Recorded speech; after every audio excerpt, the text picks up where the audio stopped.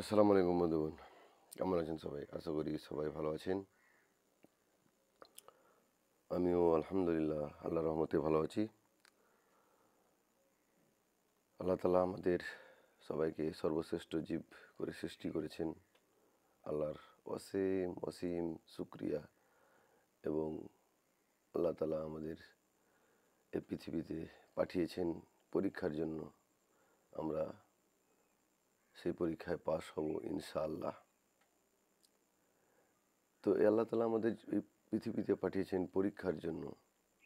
আমরা পরীক্ষাতে যা কিছু করতে হয়, যা প্রস্তুতি নিতে হয়, আমরা তা এই পৃথিবীতে নিয়ে নেব। আর আল্লাহর কাছে গিয়ে আমরা এই পরীক্ষার রেজাল্ট নেব ইনশাআল্লাহ। তো যারা ডান হাতে রেজাল্টটা পাবে তারা সফল, আর যারা বাম হাতে রেজাল্ট পাবে তারা বিফল। তাদের ধ্বংস সেদিনের, যাদের আমলনামা বাম হাতে গিয়ে লাগবে। তো আশা করি আমরা ওই দলের অন্তর্ভুক্ত হব না যাদের আমলনামা বাম হাতে গিয়ে লাগবে। তো যাই হোক, আমার কথা বলার প্রথম উদ্দেশ্য এটাই যে আমরা এই শিক্ষাগুলো আমি বলছি, এগুলো কোরআনের শিক্ষা, হাদিসের শিক্ষা, বা কোনো আলেম বলেছেন তার উদ্ধৃতি দিয়ে এই কথাগুলো বলছি। নিজে থেকে বলছি কিছু জ্ঞানের আমার অভিজ্ঞতা দিয়ে, বা কিছু বাস্তবিক জীবনের অভিজ্ঞতা দিয়ে। তো বেশিরভাগ কোরআনের আর হাদিসেরই উদ্ধৃতি থাকে। তো মানুষ একে অপরের ভাই, সবাই ভাই। এক মায়ের পেট থেকে আমরা এসেছি। কেউ বড়, কেউ ছোট আল্লাহ তাআলা করেছেন, কাউকে সম্পদের দিক দিয়ে, কাউকে মানের দিক দিয়ে। তো মানুষকে একে অপরের সাথে মিলেমিশে থাকতে হবে এবং একে অপরের ভুল ক্ষমা করে দিতে হবে। এটাই আমাদের চরিত্র হওয়া উচিত। আর আল্লাহ এক মুসলমান আর অপর মুসলমানের মধ্যে এটাই সম্পর্ক দেখেন প্রথমে, যে আমার এক বান্দা আর এক বান্দাকে তার সাথে কী আচরণ করছে, বা তার ব্যাপারে কী মত পোষণ করছে। যে ঝামেলা হয়ে গেল, পড়োশির মধ্যে হতে পারে, যা করে মধ্যে হতে পারে, তাকে ক্ষমা করে দিতে হয়। এটাই আমাদের নবীর শিক্ষা, এটাই আমাদের আল্লাহর কোরআনের শিক্ষা। তো আমাদের ক্ষমা করতে শিখতে হবে। আর এই যে আমাদের আল্লাহ তাআলা একটা জুবান দিয়েছেন, এই জুবানটাকে কন্ট্রোল করতে হবে। এই জুবানে মিথ্যা কথা একেবারেই বলা চলবে না। এটাই আমাদের কাজ প্রথমত। তো চলেন কথা না বাড়িয়ে ওইদিকে আলোচনা হচ্ছিল সূরা আল মুরসালাত, প্রেরিত পুরুষগুণ। আল্লাহ তাআলা যুগে যুগে কালে কালে কতগুলো নবী রসুল পাঠিয়েছিলেন এই পৃথিবীতে। এই পৃথিবীর মানুষ কম, কতগুলো গোষ্ঠী, কতগুলো দেশ, এই কতগুলো স্থান ভিত্তিতে আল্লাহ তাআলা যুগে যুগে 1,24,000 নবী আর রসুল পাঠিয়েছিলেন। তো তাদের শিক্ষা আল্লাহ তাআলা এখানে উল্লেখ করেছেন। সেই সঙ্গে কোরআন, সেই সঙ্গে জান্নাত জাহান্নামও, কেয়ামত, এগুলো আল্লাহ তাআলা উদ্ধৃতি দিয়েছেন, যাতে করে আমরা শিক্ষা নিতে পারি এবং আমাদের জীবনটাকে শুধরে নিয়ে আল্লাহর দ্বীনের ইসলাম, আমাদের নবীর রেখে যাওয়া ইসলাম এর অন্তর্ভুক্ত হতে পারি। তো চলেন শুরু করা যাক। 31 নম্বরে আল্লাহ তাআলা কি বলছেন? আউযু বিল্লাহি মিনাশ শাইতানির রাজিম, বিসমিল্লাহির রহমানির রহিম।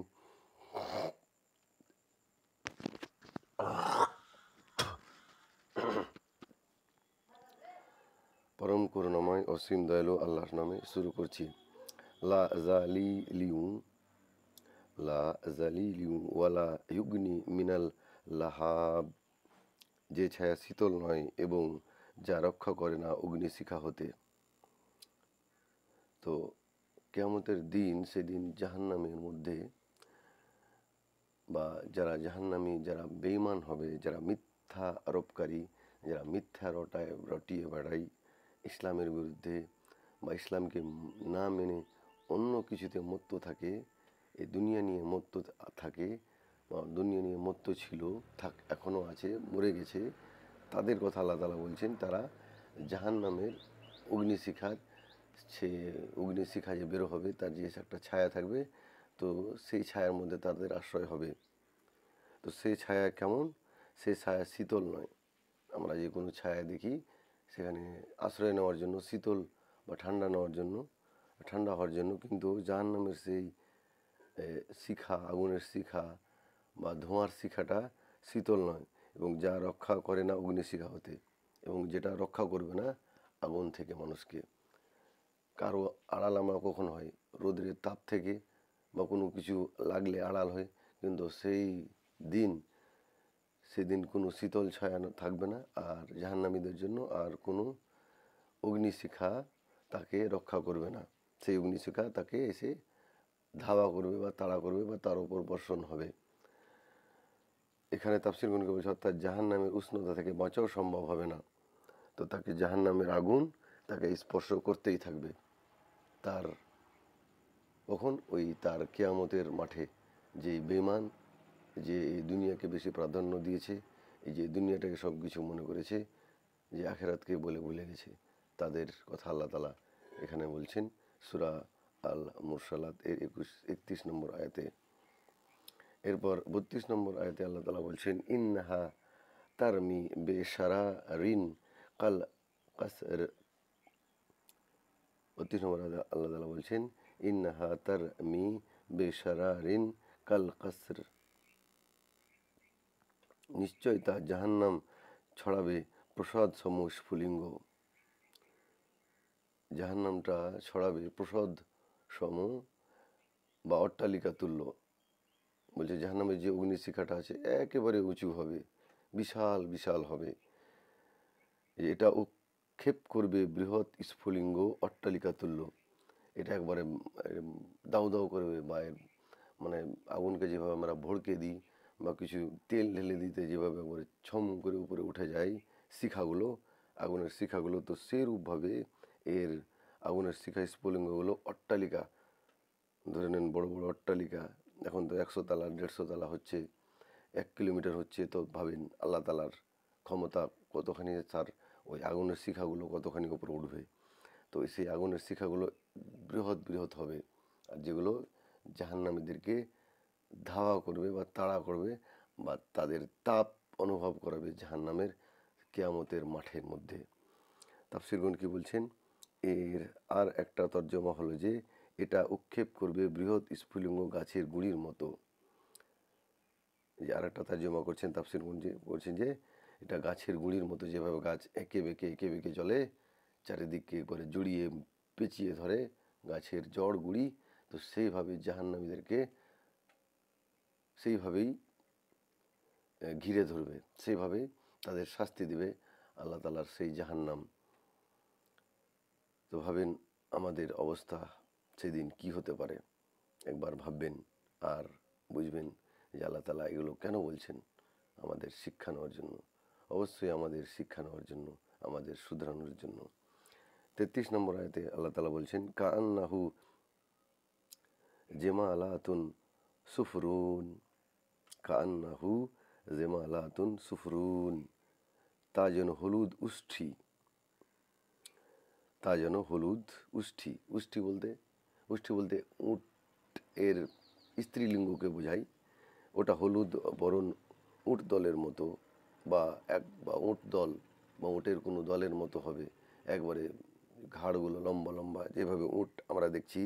তো সেই জাহান্নামের শিখাগুলো সেই জাহান্নামীদেরকে কি করবে?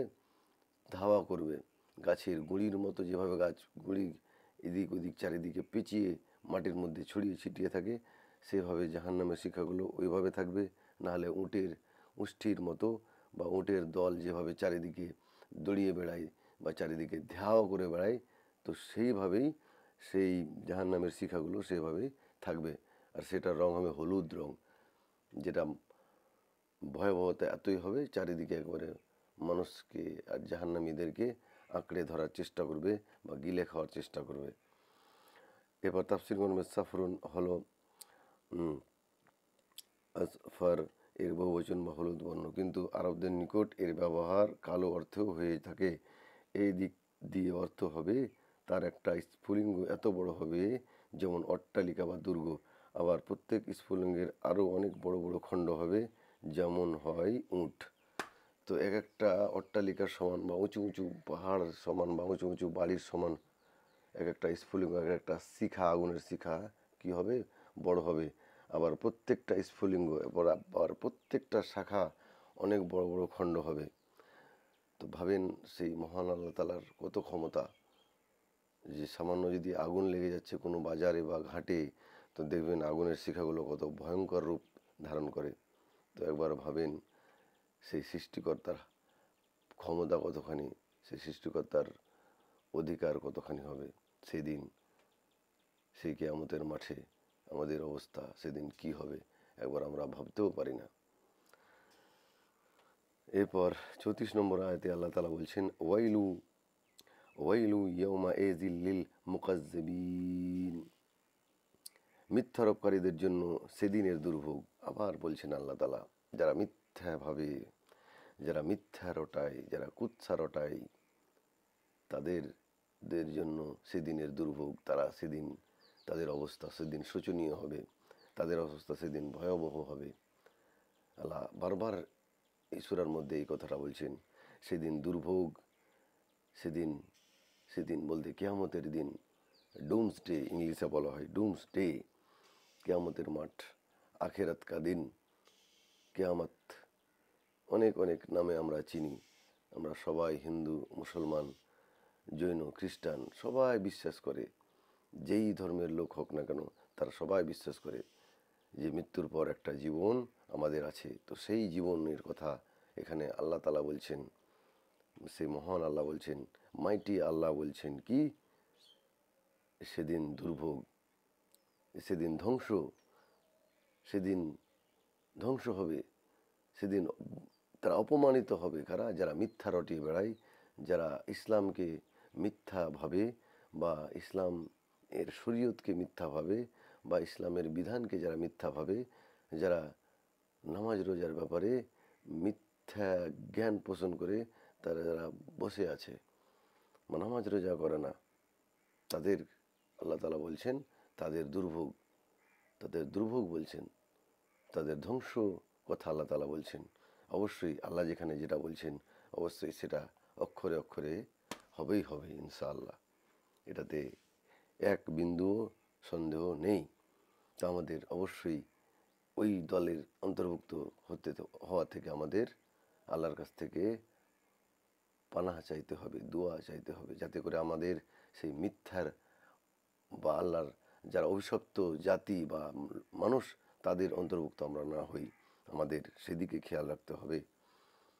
এরপর 35 নম্বর আয়াতে আল্লাহ তাআলা বলছেন, হাযা ইয়াউমু লা ইউনতিকুন, আল্লাহ তাআলা বলছেন হাযা ইয়াউমু লা ইউনতিকুন, এটা এমন দিন যেদিন তারা কথা বলবে না।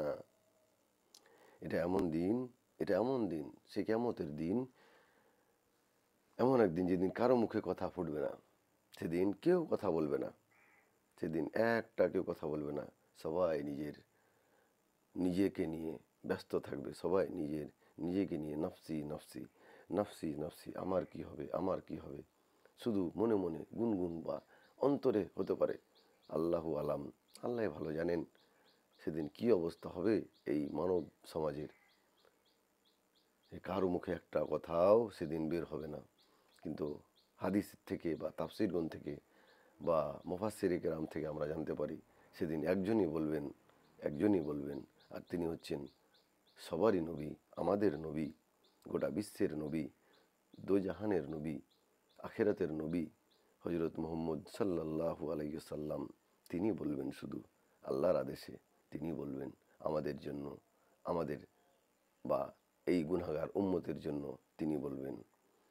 তো আমরা যাতে সেই সুপারিশের অন্তর্ভুক্ত হতে পারি সেটার দিকে দোয়া করব, সেটার দিকে আমরা আমল করব, সেটার জন্য ইনশাআল্লাহ, যাতে করে আমরা আমাদের নবীর সুপারিশ পেতে পারি সেই কিয়ামতের মাঠে। সেই কাজগুলো আমরা করব যেগুলো আমাদের নবী, আমাদের প্রিয় নবী হযরত মুহাম্মদ সাল্লাল্লাহু আলাইহি সাল্লাম আমাদের শিখিয়ে গেছেন, আমাদের উম্মত করে গেছেন, আমাদের ফিরকার মধ্যে বিভক্ত করে যাননি, আমাদের উম্মত করে গেছেন। আমরা উম্মত হয়ে আল্লাহ নবীর কাছে দাঁড়াবো ইনশাআল্লাহ। এরপর তাফসিরগণ কি বলছেন, হাসরের ময়দানে কাফেরদের বিভিন্ন অবস্থা হবে। একটি সময় এমনও হবে যখন তারা সেখানেও মিথ্যা বলবে, অতঃপর আল্লাহ তাআলা তাদের মুখে মোহর মেরে দিবেন এবং তাদের হাত পা সাক্ষ্য দেবে। তারপর যখন তাদেরকে জাহান্নামে নিয়ে যাওয়া হবে তখন অতি চাঞ্চল্যকর পরিস্থিতিতে তাদের জবান বোবা হয়ে যাবে। কেউ কেউ বলেছেন তারা কথা তো বলবেই, কিন্তু তাদের বাঁচার কোনো হুজ্জত দলিল থাকবে না। এমন পরিস্থিতির সৃষ্টি হবে যে মনে হবে তারা যেন কথা বলতেই জানে না। যেমন যার কাছে কোনো যুক্তিগ্রাহ্য ওজোর বা সন্তোষজনক দলিল থাকে না, এমন ব্যক্তি সম্পর্কে দুনিয়াতে আমরা বলি যে সে তো আমাদের সামনে কথা বলতেই পারবে না। তো সেরকম অবস্থা হয়ে যাবে যে তারা জাহান্নামীরা যাদের হিসাব কিতাব হয়ে যাবে, সেই কিয়ামতের মাঠে তারা কথা বলতেও পারবে না। আর যদি মিথ্যাও বলে তো তাদের মুখ বন্ধ করে দেওয়া হবে আল্লাহর আদেশে, এবং তাদের হাত পা যেখানে তারা গুনাহ করেছে, যা দিয়ে গুনাহ করেছে, আস্তাগফিরুল্লাহ, আপনার হাত পা সেদিন আল্লাহর কাছে বলবে, আল্লাহ আপনার এই বান্দা হাতের দ্বারা মুখের দ্বারা এই কাজটা করেছে, এই খারাপ কাজটা করেছে, তার দ্বারা হয়েছে। তো আমাদের সেদিকে সাবধান থাকতে হবে, আমরা যাতে এমন কাজ না করি যাতে করে আল্লাহর কিয়ামতের মাঠে সেদিন আমাদের আল্লাহর সামনে বেইজ্জত বা সবার সামনে বেইজ্জত হতে হয়, হতবম্ব হতে হয়। তো সেদিকে আমাদের খেয়াল রাখতে হবে এবং আমাদের চরিত্র এবং আমাদের আমলনামাকে এখনই ঠিক করতে হবে এবং আমরা মুসলমান, আমাদের এক হতে হবে, এক উম্মত হতে হবে, আমাদের উম্মত হতে হবে। আমাদের নবী আমাদের উম্মত বলে রেখে গেছেন। আমাদের আহলে হাদিস, হানফি, সাইফি, বেরেলি, সুন্নি, শিয়া এগুলোর মধ্যে রেখে যাননি, আমাদের এক উম্মত রেখে গেছেন। আমাদের এক মুসলমান ভাই ভাই একতার মধ্যে রেখে গেছেন। আমাদের বিভক্ত হলে, আমাদের ঝগড়া করলে আমাদেরই ক্ষতি, কারো ক্ষতি নয়, আমাদের মুসলমানের ক্ষতি। ঝগড়া করলে আমরা নিজেরাই মধ্যে যদি ঝগড়া করি তাহলে অন্য কেউ এসে আমাদের পিটিয়ে মেরে যাচ্ছে। ইতিহাস খুলে দেখেন, ইতিহাস কথা বলবে। তো ভিডিওটা ভালো লাগলে অবশ্যই শেয়ার করবেন। 30 থেকে 35 নম্বর আলোচনা হলো, এবং এর আগে যেগুলো ভিডিও আছে আপনারা চাইলে দেখতে পারেন। আমার চ্যানেলে শেয়ার লিঙ্ক দেওয়া আছে, বা ভিডিও অপশানে গিয়ে দেখতে পারেন। সেটার অপশান আমি লিখে রাখছি কত থেকে কত নম্বর আয়াত অবধি আলোচনা হচ্ছে, এবং এখান থেকে আমরা কী শিক্ষা নিতে পারি, এবং শিক্ষা নিয়ে আমাদের জীবনটাকে কোরআন মাফিক তৈরি করে আল্লাহর নিকট লাভ করতে পারি। ভালো থাকেন সবাই, সুস্থ থাকেন সবাই। চ্যানেলটাকে সাবস্ক্রাইব করবেন আর ঘন্টাটা দাবিয়ে দেবেন পরবর্তী ভিডিও পাওয়ার জন্য। আসসালামু আলাইকুম ওয়া রাহমাতুল্লাহি ওয়া বারাকাতুহু।